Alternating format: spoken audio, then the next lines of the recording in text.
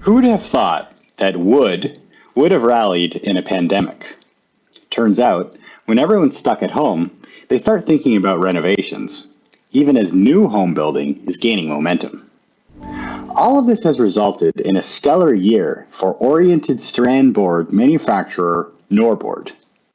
The company increased sales by a whopping 88% since last year due to a run-up in wood prices from sheer demand. As a result, we've increased our fair value estimate for the company from $33 to $36. But will it last?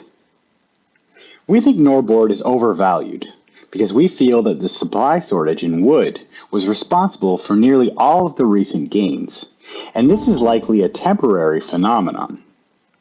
Equity analyst Charles Gross notes that the normal nature of the plywood business is highly cyclical and tied to macroeconomic vulnerabilities. We're still dealing with massive economic uncertainties which could weigh on unemployment, wage growth, and housing demand.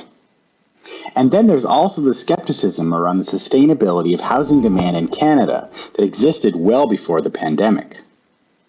While the collection of short-term trends has been great for the company, investors in real estate should focus on levels that are sustainable demographically.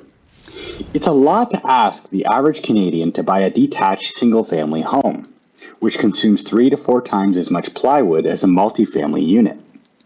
And at this point, we're looking as far as 2023 for housing demand to meaningfully outpace supply again, if by then everyone hasn't returned to concrete condos in the city.